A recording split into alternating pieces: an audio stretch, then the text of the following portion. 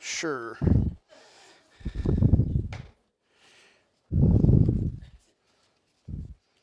All right. We'll start a new series today and talking about in our lessons from Genesis or answers, however you want to look at it, back to the basics. But we're going to start our second series today. I talked a little bit about it last week. We're going to be basically covering in Genesis and going through creation all the way up to sin entering into the garden. This morning is kind of like a little tour on the 7 C's of history. So kind of will give us somewhat of like an overview of what's to come, but a lot of it's going to be topical as well when we're talking about Genesis and things, which the other lessons will more break down creation and some of the different topics. We'll turn to a few different places in our Bible this morning. The main place will be in Genesis, so you can obviously turn there.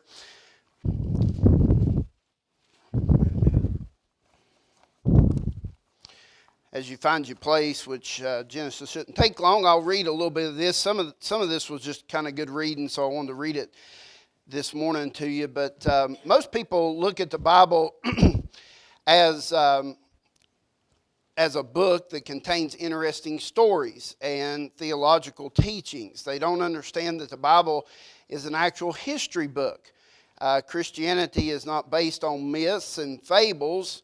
It is based on real history, revealing major events that are the foundation to the Bible's important messages. We like to call it a history book of the universe. So, and I think that's true. I don't think that's necessarily as true in the Bible Belt where we live, but I do think that outside of here, if you think of movies and different things, and there's tales and there's fables, and especially like in Disney movies, that it would be easy to portray the Bible as such as well. And we know, because we believe the Bible, we believe the Scriptures, that it is a true historical account.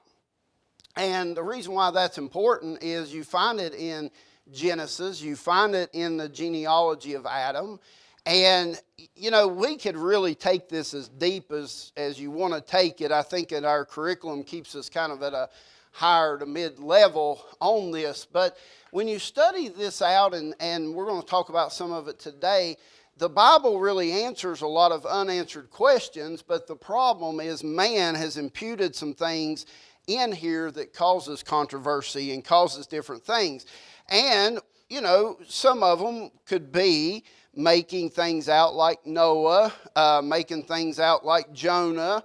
You know, they make them out as myths. And, you know, it's interesting because when people study the Bible, and this is a very minor thing, but I've found one thing teaching the kids on Wednesday night, it's neat when we listen to the children and even the other teachers that are down there, that, you know, as you study through the Bible and you talk about these stories, and I tell them the same thing, that, you know, these aren't just made up stories, they're true historical accounts. And like Jonah, you know, the Bible does say in the story of Jonah that he was swallowed by a great fish. So a lot of people take what I'm saying right now and saying, well, see, man's made up that it was a whale. But if you study the Scriptures, you find out that Jesus in the New Testament actually says a whale. He calls it by name. So when you study the Bible will commentate itself. And many times, and that's one thing a lot of people teach when you're teaching that they'll quick to say, well, the Bible don't say it's a whale. Well, actually, the Bible does say it is. So let the Bible commentate itself, and let the Bible say what the Bible's going to say. And I said that to say that as we study this, that's what we want to do, is use the Bible. So the 7 C's of history is in this curriculum represent major biblical events that have affected and will affect our world history. Now, as you study the Bible, and I thought I had them wrote down somewhere here, so when you're studying the Bible, what we're talking about this morning, to clarify this, so I am going to get in the weeds just a little, is we're talking about the C's of the history. So this is just what this curriculum has titled these C's of history. Now, when you study deeper into the Bible and you talk about dispensations, now that's a big word, but it just simply means a period of time. So the Bible is divided up in periods of time and in dispensations. Now, even in those titles and categories, different folks call them different things. But a lot of times we know them as the dispensation of innocency, of conscience, of human government, of promise, law, grace, judgment, kingdom. Some people say there are 8. Some people say there's 9. I mean, so these things are just, it's what we have come up with to divide the Scriptures out, divide the dispensations, the period of time. So this morning, we're not necessarily talking about dispensations or periods of time, but we're using this curriculum with these 7 C's to talk about the history of the Bible. So that's all this is. So we're not changing the dispensations or anything like that. So as we look at these, one of them is creation. One of them's corruption. One of them's confusion. Catastrophe. So Christ, cross, consummation. So just different categories is how we're going to be adjusting those this morning. So the first one we're going to obviously look at is creation. So let's look at it real quick here this morning. So basically we're just going to take a little tour. We're going to develop the framework of this bigger picture of this history of the Bible. And then, like I said, in the coming weeks we're going to break it down even more. So the first one we're going to look at this morning is creation. So again, and we've talked about this many weeks ago and several different times, but again, it all hinges off of Genesis 1:1. In the beginning, God created the heaven and the earth. Now, what you got to understand is when he says that, it's a literal meaning that he completed the whole universe, everything.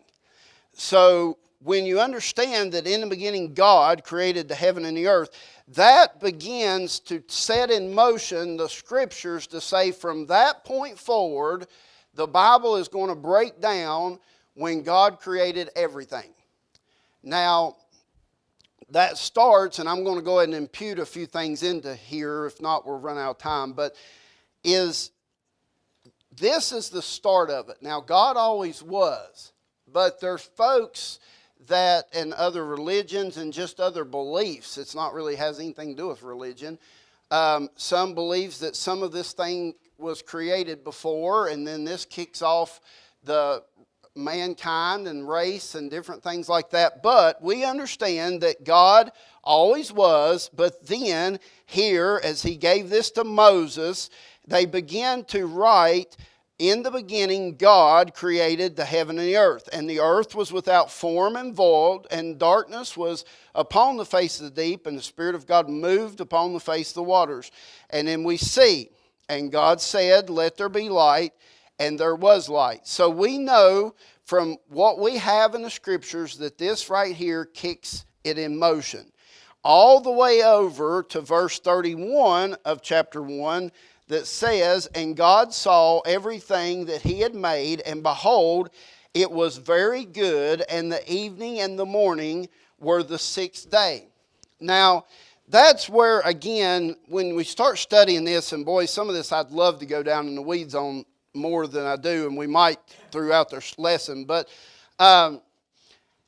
what you have to understand in reading the Bible, and as we break these down and study them, I think you'll see them more than just taking my advice on it today, is these are literal 24-hour periods of time.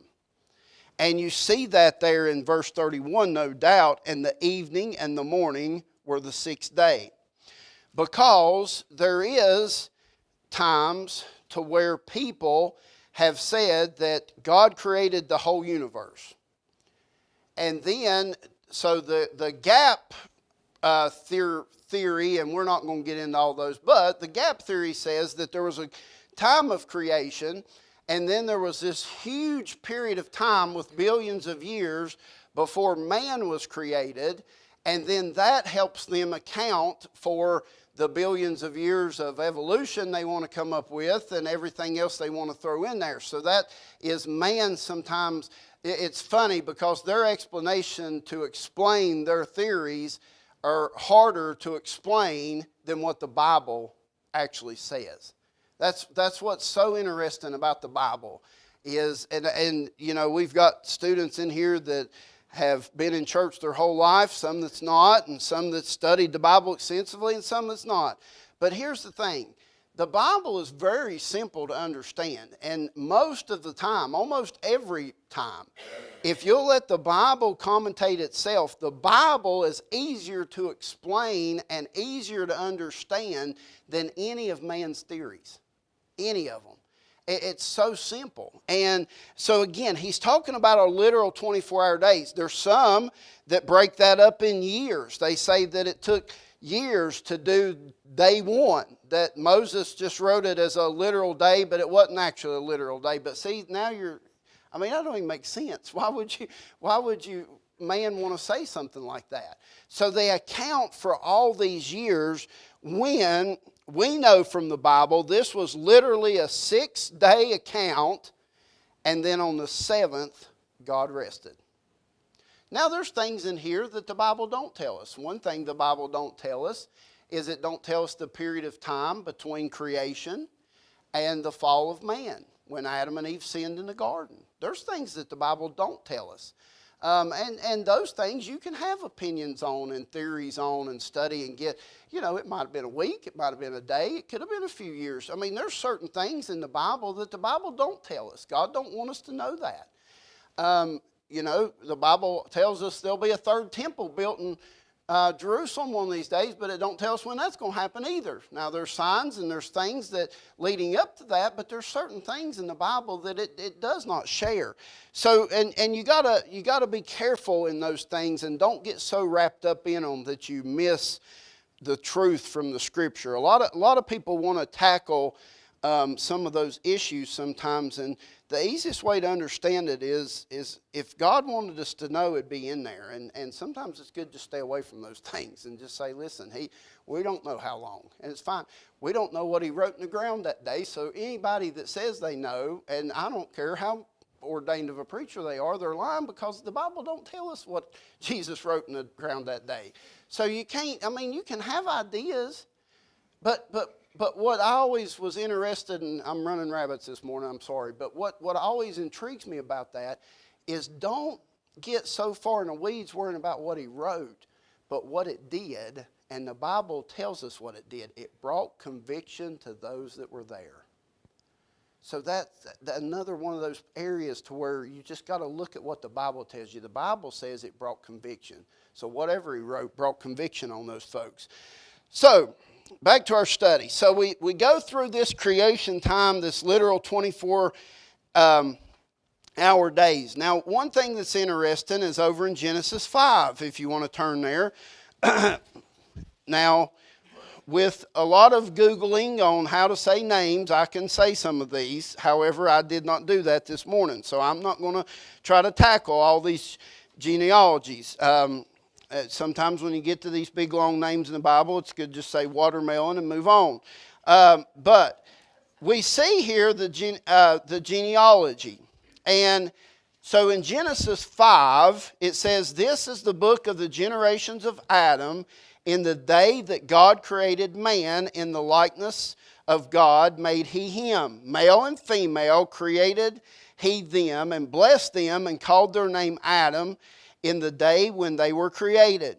And Adam lived 130 years, and begat a son in his own likeness, after his own image, and called his name Seth. And the days of Adam after he had begot Seth were 800 years, and he begat sons and daughters." So again, the Bible tells us, we don't know how many kids Adam and Eve had, but obviously they had a lot. It says they begat a lot of sons and daughters. "And all the days of Adam lived were 930 years, and he died. And then we go on from there with Seth and Enos and on down to Enoch. And of course, Enoch was not so. You find that there in verse 24. And Enoch walked with God, and he was not, for God took him. That means that he didn't experience death. God took him out of here, just like he did Elijah. God took Elijah up in a chariot of fire. So Enoch, Elijah, they didn't experience death. And then we go down to verse 27, and all the days of Methuselah were 969 years, and he died. And then Lamech, however you want to say it, lived 182 years and begat a son, and he called his name Noah. So the reason why I'm going through this, so this tells you, and there's a wonderful book, Pastor Cody's actually got a copy of it. It's a big, huge book. It's about that tall and that wide. And when you open it up, somebody's took the time, the author of that book, to break down these folks that lived a long time in the Bible. So you've got folks like Adam and Methuselah and them, and it breaks out those timelines. And it's a very interesting book because it shows we think about life as 60, 70 years. 100 years is almost unheard of. And we think about the time in 100 years or even in 70 or 80 years that we cover and see how much stuff changes. Well, when you think about people living 900 years, they overlap a lot of other people. We don't really have that privilege here on earth right now. We don't overlap a lot of generations, but they did. So it's very interesting when you start breaking out those ages of how many people were alive at the same time other important people were. And whether they knew each other or not, who knows? I mean, that's the Bible don't tell us.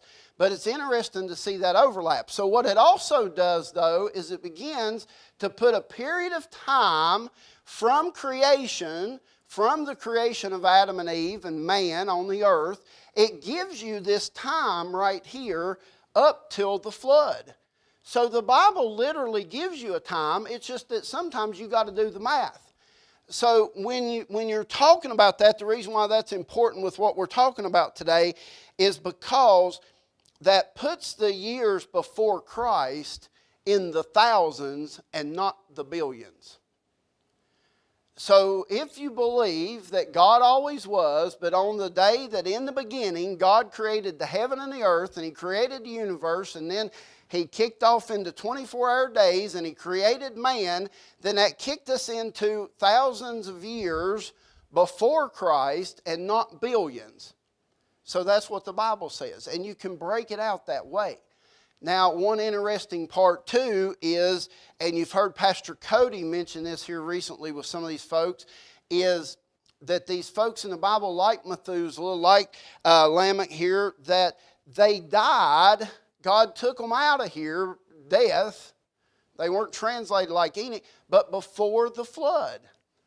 And a lot their names mean, before it comes the end. So they were taken out. They died. And when you look at that chart out there, it's interesting how all these, if you want to say important folks in the Bible that we know and characters of the Bible, they passed away right before the flood because God was going to judge the earth. But there was a man named Noah that found grace in the eyes of the Lord. And then we know that he went on the ark, obviously. So again, that's what's so interesting about when you study Genesis is this timeline begins to get established. It really intrigues me. One thing, and I was told this one time, and there's a lot of truth in it. Now we as just American folks, we've got things like Ancestry.com and all these things, and people start tracing back their ancestors. One thing that's interesting about the Bible is it really is a history book. And if you follow even, especially when you come to Christ, and it shows his genealogy back to his Joseph, his earthly father, and back to his mother, that they have that recorded. And the Jews were really known for this. They really kept track through the years of who begat who and who belonged to who. And it's really interesting. And if you study the Bible, it's a very accurate account of the genealogies. And it's so interesting. And if you take the time to put that together, you can track it back. And the Bible does a lot of it for us. It does it in the life of Christ, from Christ back to Adam. So it's so interesting when you study. I really enjoy them. We sometimes don't study them because the names are hard to read. But I encourage you to take the time to study them and look at them. It's very interesting. So anyway, we better keep going. So here we've come up through Genesis 5. We've got Genesis 6 here. No doubt you could kind of think corruption could come back to Genesis 3, and it does. So we're going to kind of back up a little bit. So in Genesis 3 we see, and as you all know without a doubt, the story of the corruption. So you've got this perfect world created without sin, without disease. You know, that's the other interesting thing about Genesis. And I don't know how far we're going to get this morning. We'll get to we're done and we'll pick up next week. The other interesting thing about Genesis is when you study it, and many of you probably know this, but when you study Genesis, you've got to take your mind out of what you know, and you've got to let the Bible tell you what you don't know. And what I'm talking about is God created a perfect earth. It didn't need to rain. The earth watered itself through whatever means, but it had never rained before until Noah's day. There wasn't thorns and thistles. You think the Trinity is hard to get your mind wrapped around. Think about in our human mind right now how that a perfect earth without thorns and thistles and things that poke you and stick you and cut you, it didn't have those things. It was perfect. Those were the result of sin. Adam and Eve was created that if God would have chose and sin wouldn't have entered into the world, that they'd still be alive today and there wouldn't be any sin. You got to understand, it was perfect. It was sinless. Everything was perfect. And the lion laid with the lamb. It didn't want to eat the lamb. I think I've showed y'all that before. That turned when the animals came off the ark. God told them, said, listen, Noah and his family, those animals are now going to be meat for you. Everything ate grass. They ate vegetation. They didn't eat each other. So you've really got to, this is not made up stuff. This is literal Bible stuff. It was perfect. There wasn't no need for human government. That's another one that's hard to get your mind wrapped around that came later on is you see the establishment in Genesis of human government. That was established by God. And because man had this sin nature, and you see like even Cain rose up against Abel, so somebody has to be punished for that. So eventually you see human government come on scene. So all this was not so. God could come down at any time. He could dwell with man. He could fellowship with man because there was no separation. There was no sin. So it's so interesting to get your mind wrapped around that. And then when corruption came in, then all of a sudden came disease, death, pain, suffering, thorns, thistles, and we'll talk about all these. Again, I don't want to teach our lessons that's coming. But there was a day that changed. It changed. And then it set in motion going all the way up now to Genesis 7. Genesis 7. In catastrophe. So now the catastrophe happens, or actually Genesis 6, let's start there, is Noah. Noah found grace in the eyes of the Lord. God told Noah, said, listen, I'm going to destroy the earth by water. I'm going to destroy it with a flood. So now this is another one of those parts where folks enter in their own theories. There's people that says the whole earth didn't literally flood. It was only a certain part. But see, to me, that is harder to believe than if God said, I'm going to flood the earth, I'm going to flood the earth. And it's interesting to know, and I always talk about this, if you've been a part of our class, you've heard me say it, that as you study Genesis, God said, let there be light, and there was light. He has that power. But during the flood, he didn't say, all right, let there be a flood, and there was a flood. He allowed it. It never rained before, and then one day it started to rain, and the heavens opened up. And the ground got saturated, and the creeks flooded, and then they caused the rivers to flood. And then all of a sudden, the land started being overtaken by water. So it's important to understand that, because I think even that shows the judgment. You know, I kind of always wonder in the Bible, don't tell us, but I always wonder if anybody ever run to the ark and tried to get on. But the Bible don't tell us that. But I mean, you would hope somebody in that thinking would have thought, hey, I need to get on this thing.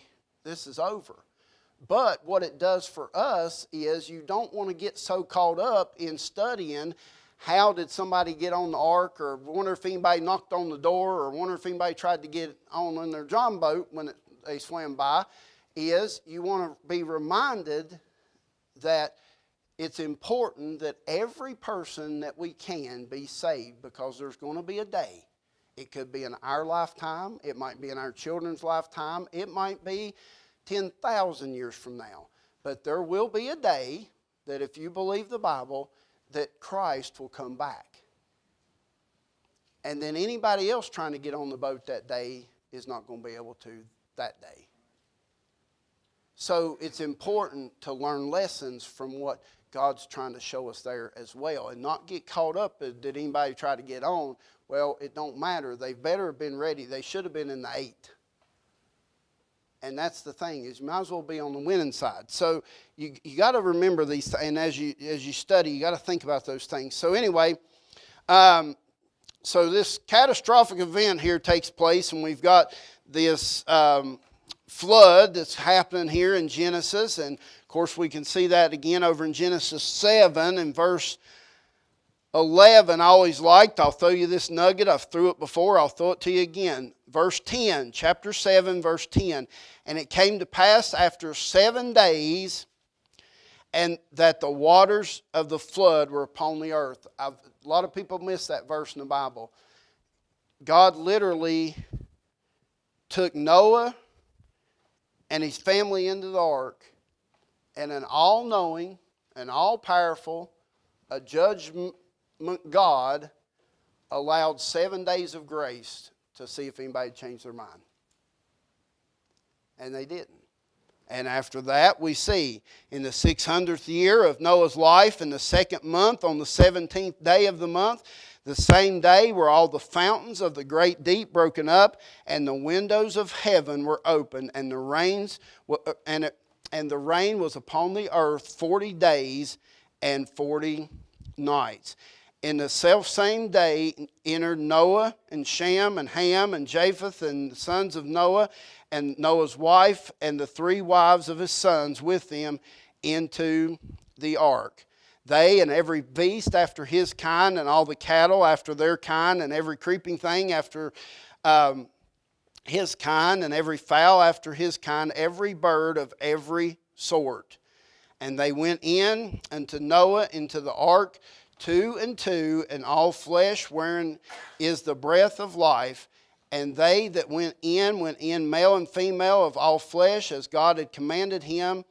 And the Lord shut him in. You know, if you ever want to dive in and nail down something, see, those things right there is what's interesting about the Bible, is we need to pick the things that God wants to show us. And that's a very interesting comment in the whole Bible, is it's the same way about our salvation. Is Noah didn't shut the door of the ark, God shut it. You don't hold your salvation. You don't hold eternity. God seals us. And that's so important. And it helps us. So God gives us these nuggets in here that helps us later in life. So now we get to the confusion phase as we move on over to Genesis 11. Many of you know this story, no doubt. But after the flood, Noah and them come off the ark. Of course, then there were some things established, some ground rules. All of a sudden, for the first time ever, a deer decided that it better snort and blow because Noah's going to kill it. And that lamb that always hung out with the lion because he was nice and warm and had a big mane to lay in, now he's running for his life because that lion's going to eat him. So we'll get into that later on. But as we move forward, God told them to be fruitful and multiply the earth. So now we fast forward to Genesis 11, and the whole earth was of one language and of one speech. So everybody spoke one language, one speech, pretty easy for everybody to understand everybody. And it came to pass as they journeyed from the east, and they found a plain in the land of Shinar, and they dwelt there. And they said one to another, "Go to, let us make brick and burn them thoroughly." And they had brick for stone and slime they had for mortar. So basically what our timeline's trying to teach us here in the timeline of history is you had a group of people after the flood that God said, listen, be fruitful, multiply the earth, follow the things of God. But you see here there's a group of people, the whole earth was one language, one speech, and now in verse 4 they said, go to, let us build a city and a tower whose top may reach into heaven, and let us make us a name, lest we be scattered abroad upon the face of the whole earth. And you remember the Lord came down and he saw this tower that they were building and said, the Lord said, behold, the people is one, and they have all one language, and this they begin to do, and now nothing will be restrained from them which they have imagined to do. Go to, let us go down there and confound their language, that they may not understand one another's speech. So now, whatever you want to call it, foreign language, but now the entire earth is scattered with not only the people, but the language. So now one person's talking one language, another person's talking another language. So the Lord, in verse 8, scattered them abroad from thence upon the face of all the earth, and they left off to build the city.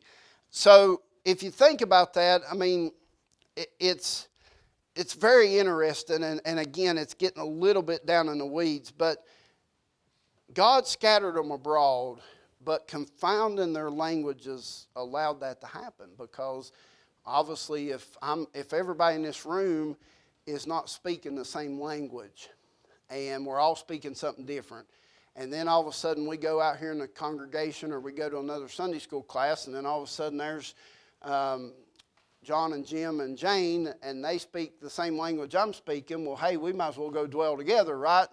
And because we're the only ones that can communicate with each other. So it's interesting how they spread abroad, but also no doubt probably in these people groups that could speak the same language. So it's so fascinating when you read the Bible. It's so exciting. So anyway, the confusion stage, the confusion. Now,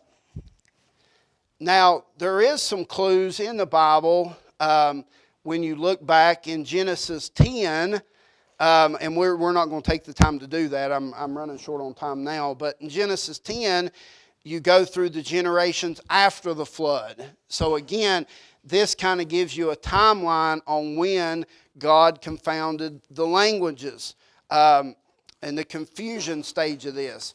So then we go on over to the Christ stage. So all these... Now here's where this morning, again, I got to be careful. But so obviously we've skipped a huge period of time that's going to be very important. So we've come through the creation, we've came through Noah, we've came through Adam and Eve and the Tower of Babel, the confusion stage, the language. And then we fast forward to this big period of time. We've skipped Abraham and a lot of them. And we've come all the way up to Christ. And again, this is just how our curriculum broke it out this morning. So as we fast forward to Christ, there's a lot of interesting things that happen up to this point. This is where I got to be real careful because I love studying it, but it's so hard to explain, and you really, but I really enjoy it, and it's really important, and it's in the Bible. But in Daniel chapter number 9, he gives us a very good glimpse, if you will, or he discusses this topic of this big period of time between all these things in Genesis until Christ. And you've got things like Nehemiah returning to build the wall at Jerusalem. And it's so important. That's why every aspect of the Bible is so important. But sometimes we have these tendencies to skip over, but they all mean something. So in our time we have left this morning, just as we get into the Christ and the cross and things, and maybe we'll dive into this one time, and I'm not saying this to confuse anybody, but I'm saying to you because it's in the Bible. So Daniel chapter number 9 verse 24 says, 70 weeks are determined upon thy people and upon thy holy city, to finish the transgression and to make an end of sins and to make reconciliation for iniquity and to bring in everlasting righteousness and to seal up the vision and prophecy and to anoint the most holy. Know therefore and understand that from the going forth of the commandment to restore and to build Jerusalem. So what's interesting here, what's happening is Daniel's getting this vision, he's getting this prophecy. And he writes it down in the book of Daniel, and God gives it to us.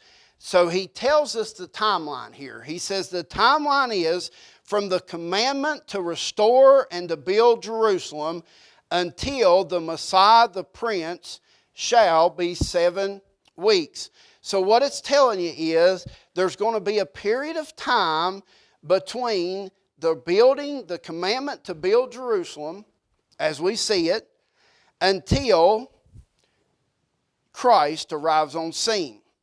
And 62 weeks. So not just 7 weeks, but also 62 weeks. Now these weeks, you got to do some math, and we're not going to get into all that again, but it's translated to a lot of years. And I've got them wrote down, but just instead of giving you numbers this morning. So, it says, the street shall be built again, and the wall, even in troublous times. So remember, old Nehemiah and them showed up. They didn't have no trouble, right? They built the wall. Everything was good. No. Sanballat, Tobiah, that old evil crowd, they showed up, made fun of them, said, listen, even if we send a fox up here, it can knock that wall down. But them boys, and remember they come to them, and one of the greatest passages in all the Scripture that I probably take a little bit out of context, but I love it. There's in the valley of Ono there, and old Nehemiah was up on that wall building, and Sanballat and Tobiah and all of them was up there making fun, saying, come on down, the king wants to talk to you. Let's come down, let's talk about this thing. Y'all don't need to build that wall. And old Nehemiah stood up there and said, oh no. Said, I'm doing a great work. How can the work cease? How can I come down and the work cease? He said, listen, oh no, I'm doing right what I need to do. Y'all just boys better get out of here. And so during that troublous times, they were building that wall, and that set something in motion. It set a period of time in motion when they rebuilt those walls at Jerusalem and they reestablished Jerusalem, that all the way up to that, it says, and after 62 weeks shall Messiah be cut off, but not for himself and for the people of the prince that shall come shall destroy the city and the sanctuary. So what he's trying to give us a glimpse into right here, and we're not going to get too far in the weeds on it, but what he's trying to tell us, he's saying, listen, from the time that Nehemiah showed up, oh, it was such an important time. When they went in there, that's a miraculous book if you read it and study it. When they went in to build those walls during troublous times, and they built that up, it started the clock all the way up till Jesus made his triumphant entry into Jerusalem on what we know as Palm Sunday. And that's the other thing. I mean, listen, do you think a God that can create the heaven and the earth, I mean, everything was planned out perfectly. And when you study the times in the Bible, I mean, it's so precise. And it's not what man thinks, it's what God wanted to do. And when Jesus shows up and makes his triumphant entry into Jerusalem, that we know by studying the Bible that what I believe it's trying to tell us here is after Jesus died on the cross, there was a period of time, and if you study out and study history and you link history in with the Bible, that 70 A.D. is when they came in and they destroyed the temple. And you can link literal history with the Bible. You remember when Jesus was, and man, we're going all over the place, so you got to stay with me here. I like this stuff. So remember when Jesus walked out on the Mount of Olives and his disciples, they wanted to know. They wanted to know, when was the end of the world going to be? When's this going to happen? They wanted to know a few things.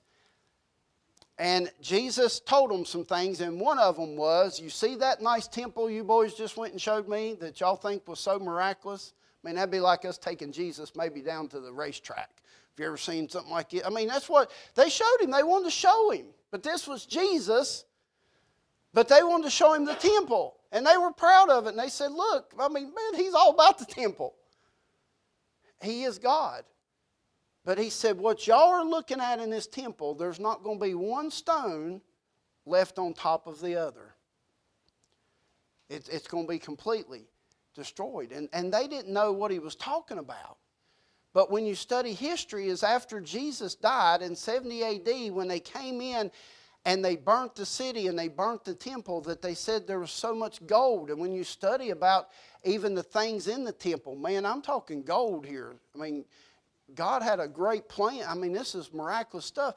That it was so hot that it melted between the mortars, and that they literally took every stone apart to get all the gold out.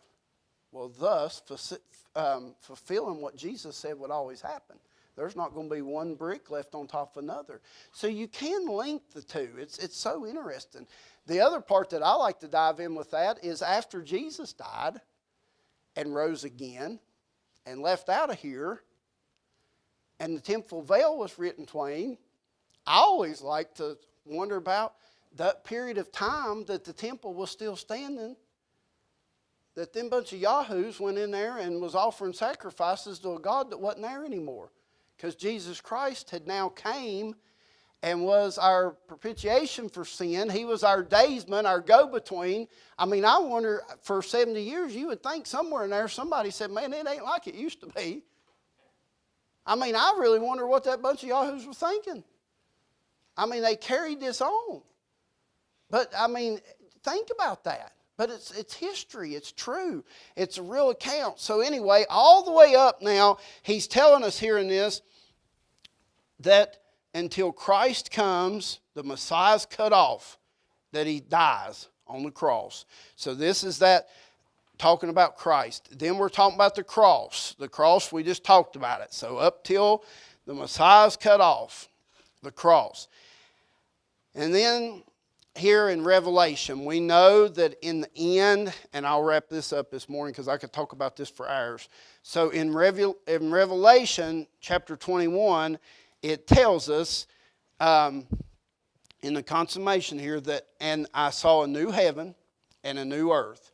For the first heaven and the first earth were passed away, and there was no more sea. And I, John, saw the holy city, New Jerusalem, coming down from God out of heaven, prepared as a bride adorned for her husband.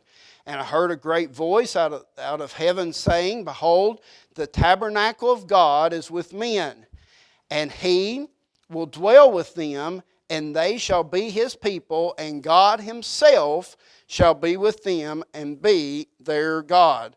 And God shall wipe away all tears from their eyes, and there shall be no more death, neither sorrow nor crying, neither shall there be any more pain. So as you can see, the basis, real quick premise of all this in a nutshell is God is going to restore it back to a time pre-Adam's and Eve's fall. That he's going to restore it back to its original, where God, remember Jesus is going, but there's no need for light because Jesus is going to be the light.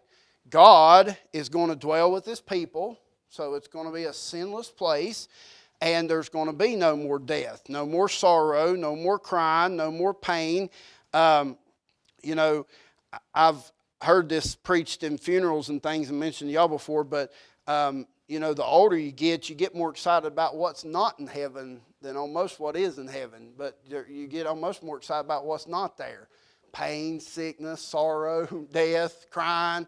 That you get more excited about things that's not going to be in heaven. But so anyway, that takes us through, which we're going to back up and punt here starting next week and get back to the creation. But as we look through this, I'm hoping to be able, if each week will allow, to be able to share with you and maybe expand and expound upon some of the things hidden within this that maybe you hadn't thought about before, maybe you hadn't studied in a long time, and really try to break this down. And as we go all the way up, I think to the fall of Adam and Eve, and then on maybe further past there just a little bit, and then we'll start in our next series. But hopefully it's been a blessing to you, and we'll carry forward next week. Heavenly Father, we thank you so much.